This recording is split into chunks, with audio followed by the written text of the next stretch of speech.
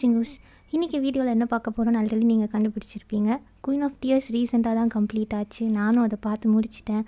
So அதை பற்றின என்னோடய தாட்ஸை தான் இன்றைக்கி உங்கள் கூட ஷேர் பண்ண போகிறேன். வீடியோக்குள்ளே போகலாம். Queen of tears Kim Soohyun Kim Jiwon lead role பண்ணியிருக்காங்க. March 9 ஸ்டார்ட் ஆகி April 28 இது ஓவர் ஆச்சு. டோட்டலாக 16 எபிசோட்ஸ் இருக்குது. ஸ்டோரின்னு பார்த்தா ஹோங் ஹேயின் ஒரு ரிச்சான ஃபேமிலியில் உள்ள ஒரு பொண்ணு, அதுக்கப்புறம் பெக் ஹென்யூ ஒரு நார்மல் ஃபேமிலி சேர்ந்த பையன், 2 பேருமே வந்து லவ் பண்ணி மேரேஜ் பண்ணிக்கிறாங்க. ஆனால் இந்த மேரேஜில் ஒரு சில மிஸ் அண்டர்ஸ்டாண்டிங் அப்புறம் கம்யூனிகேஷன் கேப்னால 2 பேருக்கும் நடுவில் ஒரு டிஸ்டன்ஸ் வருது. டிவோர்ஸ் வரைக்கும் போகுது. அந்த டிவோர்ஸ் பேச்சை எடுக்கும் போது தான் ஹேயின் சொல்கிறா அவளுக்கு ஒரு ரேரான டியூமர் இருக்குது பிரெயினில், அதனால் சீக்கிரம் இறந்துருவா அப்படின்னு சொல்லிட்டு. இந்த போயிட்டுருக்கும் போதே நம்ம வில்லனும் வரான். வில்லனுக்கு வந்து ஹெயினை பிடிக்கும். அட் த சேம் டைம் அவங்க ஹெயினோட ஃபேமிலியை வந்து அழிக்கணும் அப்படிங்கிறதுக்காக சில பல தில்முல்கள்லாம் பண்ணி ஹெயினோட கம்பெனி வந்து டேக் ஓவர் பண்ணிக்கிறான். இதுக்கப்புறம் என்னாச்சு, அந்த ஃபேமிலி வந்து வில்லன்கிட்டேருந்து தப்பிச்சு கம்பெனியை வந்து மீட்டெடுத்தாங்களா, ஹெயின் வந்துட்டு உயிரோடு வந்தாளா, இவங்க 2 பேரும் லவ் ஸ்டோரி என்னாச்சு, இதுதான் வந்து குயின் ஆஃப் டியர்ஸோட ஸ்டோரி. இதுதான் ஸ்டோரி. இப்போது இதில் எதெல்லாம் எனக்கு பிடிச்சிருந்துச்சு, எதெல்லாம் என்னை பெருசாக இம்ப்ரெஸ் பண்ணலன்னு பார்க்கலாம். அதுக்கு முன்னாடி அங்கங்கே கொஞ்சம் ஸ்பாய்லர்லாம் நான் சொல்லியிருப்பேன். நீங்கள் இந்த ட்ராமாவை இன்னும் கம்ப்ளீட் பண்ணல அப்படின்னா அந்த ஸ்பாய்லர்ஸ் எல்லாம் இக்னோர் பண்ணிக்கோங்க. ஃபர்ஸ்ட் வந்து அப்கமிங் கே ட்ராமாஸ், அதாவது மார்ச் அப்கமிங் கே ட்ராமா வீடியோவில் வந்துட்டு நான் குயின் ஆஃப் டியர்ஸ் பார்க்க போகிறேன்னு சொல்லியிருப்பேன். குயின் ஆஃப் டியர்ஸோட ஓவர் வியூவும் சொல்லியிருப்பேன். அது வந்து ஒரு மேரிட் கப்பிள் அவங்களுக்குள்ள ஸ்டோரியை வந்து ஃபன்னியாக சொல்லியிருப்பாங்கன்னு. ஆனால் பார்க்க தான் தெரிஞ்சிச்சு அது ஃபன்னி இல்லைன்னு. ஏன்னா ஸ்டார்டிங் நல்லா தான் போயிட்டு இருந்துச்சு, நல்லா ஃபன்னியாக தான் போயிட்டு இருந்துச்சு. போக போக தான் தெரிஞ்சிச்சு அது ஃபன்னி இல்லை என்று. எங்கேயோ ஸ்டார்ட் பண்ணி எப்படிலாமோ கொண்டு போய் எப்படியோ முடிச்சிட்டாங்க. ஓகே, அது இருக்கட்டும். இப்போது எனக்கு குயின் ஆஃப் டியர்ஸில் எதெல்லாம் பிடிச்சிருந்துச்சுன்னு பார்க்கலாம். ஃபர்ஸ்ட் வந்து என்ன அப்படின்னா, ஒவ்வொரு கேரக்டருக்கும் ப்ளே பண்ண ஆக்டர் அண்ட் ஆக்ட்ரஸ் அவங்க வந்து கரெக்டாக சூஸ் பண்ணியிருக்காங்கன்னே சொல்லலாம். ஏன்னா அவங்க ஒவ்வொரு கேரக்டருக்குமே அந்த ஆக்ட்ரஸ் அப்படி சூட் ஆனாங்க, சூப்பராக பண்ணியிருந்தாங்க. அது நல்லா இருந்துச்சு, எனக்கு அது பிடிச்சிருந்துச்சு. அதுக்கப்புறம் என்ன அப்படின்னா கேரக்டர் டெவலப்மெண்ட்.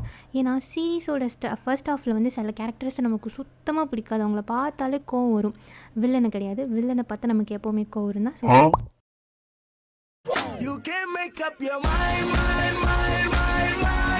வில்லனை தவிர முக்கால்வாசி ஹெயினோட ரிலேஷன்ஸ் நமக்கு பிடிக்காது. ஏன்னா அவங்க ஹெயினையும் அப்புறம் ஹியூனுவையும் ட்ரீட் பண்ணுற விதம் வந்து நமக்கு இரிட்டேட்டிங்காக இருக்கும். அவங்கள பார்க்கும்போதே கோவமாக வரும். அதில் ஒரு சில கேரக்டர்னால் ஹெயினோட அம்மா, தம்பி, அப்புறம் கிரேஸ்னு ஒரு கேரக்டர், இவங்க எல்லாருமே. ஆனால் வந்துட்டு சீரீஸ் எண்டில் வந்துட்டு அவங்க ஏன் அப்படி பிஹேவ் பண்ணாங்க, அப்புறம் அவங்க பிஹேவியர்லாம் தப்பு, அவங்க நிறையா மிஸ் அண்டர்ஸ்டாண்ட் பண்ணி இந்த மாதிரி பிஹேவ் பண்ணியிருப்பாங்க, அதெல்லாம் காமிச்சு அவங்களோட தப்பை ரியலைஸ் பண்ணிவிட்டு மறுபடியும் அவங்க ஹெயின் கூட சேர்றது வந்து ரொம்பவே நல்லா இருந்துச்சு. முக்கியமாக வந்து ஹெயினோட அம்மா வந்து ஹெயினை வந்து சின்ன வயசுலேருந்தே தள்ளி வச்சுட்டே இருப்பாங்க. அவங்க மேலே ஃபுல்லாக ஹேட்டு தான் காமிச்சிட்டு இருப்பாங்க. அதுக்கப்புறம் அவங்க தப்பை ரியலைஸ் பண்ணி ஹெயின் கூட சேர்றது வந்து நல்லா இருந்துச்சு. அதுக்கப்புறம் இந்த கிரேஸ் கேரக்டர் எப்படி அப்படின்னா, அவளுக்கு ஒரு விஷயம் அவள் சேஃபாக இருக்கணும் அப்படின்னா எந்த சைடு மாறிடுவா. அப்படிப்பட்ட ஒரு கேரக்டர். ஆனாலும் கல்லுக்குள் ஒரு ஈரம் அப்படிங்கிற மாதிரி ஹெயினுக்காக இன்டெரக்டாக அவள் சில ஹெல்ப்லாம் பண்ணுவாள். அதெல்லாம் நல்லா இருந்துச்சு.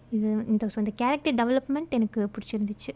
அதுக்கப்புறம் பிடிச்சதுன்னு பார்த்தா ட்ராமாவில் அங்கங்கே ஒரு சில மொமெண்ட்ஸ் வந்து எனக்கு பிடிச்சிருந்துச்சு. அதில் ஒன்று வந்து என்னென்னா ஹெயினோட தம்பியோட லவ் ஸ்டோரி, அதுவும் பிடிச்சிருந்துச்சு.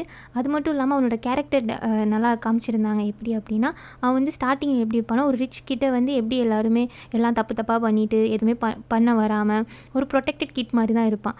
ஆனால் வந்துட்டு அவன் ஃபேமிலிக்காக அவன் அந்த பபுளை விட்டு வெளியே வரணும்னு நினப்பான். அவன் ஃபேமிலியை ப்ரொடெக்ட் பண்ணணும், மற்றவங்களை எக்ஸ்பெக்ட் பண்ணி இருக்கக்கூடாது அப்படிங்கிறதுக்காக பாக்ஸிங் கற்றுக்கிறதா இருக்கட்டும், ஒரு சைக்கிள் ஓட்ட கற்றுக்கிறதா இருக்கட்டும், அதெல்லாம் வந்து ரொம்பவே நல்லா இருந்துச்சு. எனக்கு அது ரொம்ப பிடிச்சிருந்துச்சு. அதுக்கப்புறம் வந்துட்டு ஹெயினுக்கு வந்து அந்த டியூமர்லேருந்து வெளியே வரதுக்கு ஒரு சர்ஜரி இருக்குதுன்னு சொன்னதுக்கப்புறம் அந்த சர்ஜரி பண்ணால் மெமரி லாஸ் ஆயிரும் அப்படின்னு சொல்லுவாங்க. ஸோ ஹெயின் வேணான்னு சொல்லுவாள். இருந்தாலும் ஹியூனு வந்து அவளை கன்சோல் பண்ணி அனுப்பிச்சி வச்சுருவான். அந்த சர்ஜரி போகும்போது அவள் வந்து ஹியூனுவை மறந்துடக்கூடாது, நான் எதை மறந்தாலும் பரவாயில்ல அவனை மறந்துடக்கூடாது அப்படிங்கிறதுக்காக அவனோட பேரையே அவள் சொல்லிகிட்டே இருப்பாள் சர்ஜரிக்குள்ளே போகிற வரைக்கும். அது வந்து ரொம்ப நல்லா இருந்துச்சு. நமக்கு பிடிச்சவங்கள மறக்கக்கூடாது அப்படிங்கிறதுக்காக அவள் வந்து இவ்வளோ பண்ணுறா அப்படின்ட்டு. ஸோ அது வந்து அவங்களோட லவ்வை வந்து சிம்பிளைஸ் பண்ணிச்சு, அது காமிச்சிச்சு அந்த லவ்வோட டெப்த்தை. அது எனக்கு ரொம்ப பிடிச்சிருந்துச்சு. அதுக்கப்புறம் வந்துட்டு நான் வந்து எனக்கு ஏபிங்க் ரொம்ப பிடிக்கும். அதில் வந்து ஏபிங்க்குள்ள ஒரு மெம்பர் தான் வந்து யூன் பூமி. அவளும் வந்து இதில் ஒரு ரோல் பண்ணியிருப்பா. அதாவது ஹேயினோட செக்ரட்டரியா.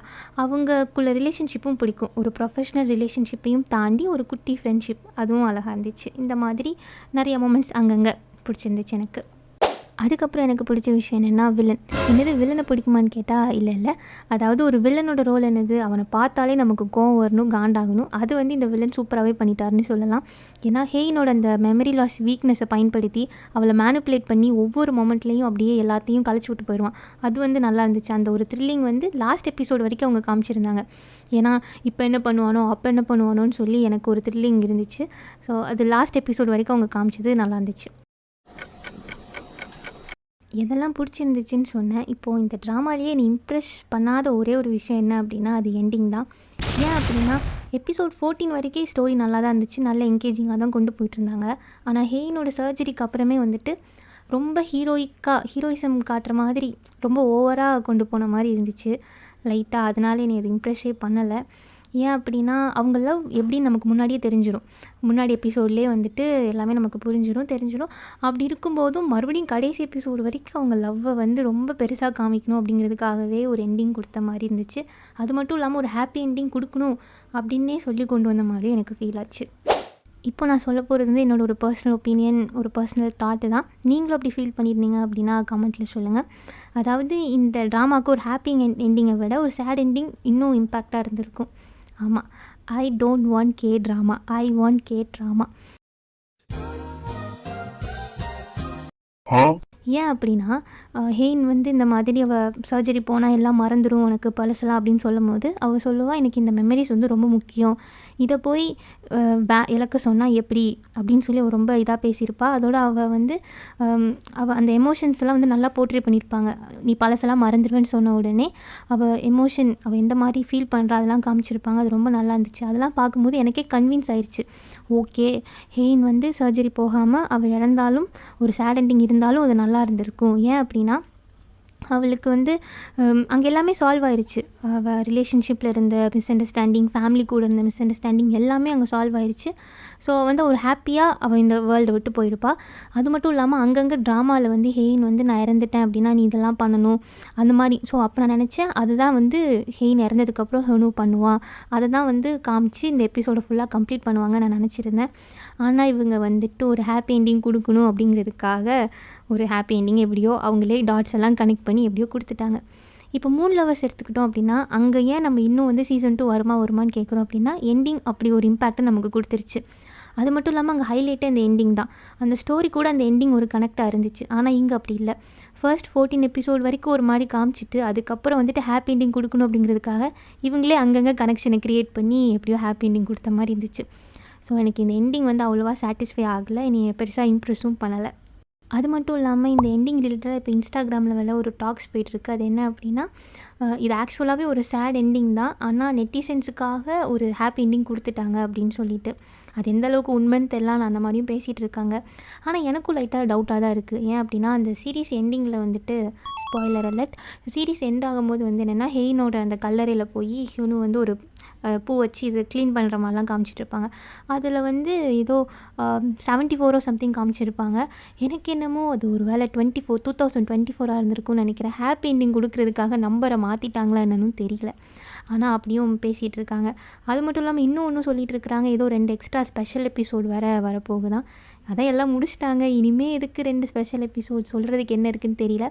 ஒருவேளை அது ரிலீஸ் ஆச்சுன்னா அதையும் பார்க்கலாம், அதையும் பற்றி பேசலாம். இதை தான் இன்றைக்கி உங்கள் கூட ஷேர் பண்ணணும்னு நினச்சேன். ஓவராலாக எனக்கு இந்த ட்ராமா பிடிச்சிருக்கு. ஆனால் வந்துட்டு எண்டிங் மட்டும்தான் பிடிக்கல, மற்றபடி இது ஒரு நல்ல ட்ராமா தான். நீங்கள் பார்க்கல அப்படின்னா கண்டிப்பாக பாருங்கள். ஒருவேளை பார்த்துட்டிங்க அப்படின்னா எப்படி இருந்துச்சு, நீங்கள் எப்படி ஃபீல் பண்ணீங்க அப்படின்னு சொல்லி கமெண்ட் பண்ணுங்கள். மறக்காமல் கமெண்ட் பண்ணுங்கள். ஏன்னா போன வீடியோவில் வந்து நான் கேட்ராமா பார்க்க முடியலையேன்னு ஃபீல் பண்ணி ஒரு வீடியோ போட்டிருந்தேன். அதில் கூட யாருமே கமெண்ட் பண்ணல, உங்களை கமெண்ட் பண்ண சொல்லியும் நீங்கள் பண்ணல. ஸோ இந்த வீடியோவில் பார்த்துட்டேன்னா பார்த்துட்டேன், பார்க்கலனாது கமெண்ட் பண்ணுங்கள். ஸோ கமெண்ட் பார்த்தா எனக்கும் கொஞ்சம் ஜாலியாக இருக்கும், அதனால் கமெண்ட் பண்ணுங்கள். ஸோ நெக்ஸ்ட் உங்களை இன்னொரு வீடியோவில் மீட் பண்ணுறேன். அன்டில் தென் அன்யோங். அப்புறம் வீடியோவை எண்டு வரை பார்த்த எல்லாருக்கும் பிக் தேங்க்யூ. மறக்காம சர்ப்ரைஸ் பண்ணுங்க. தேங்க்யூ.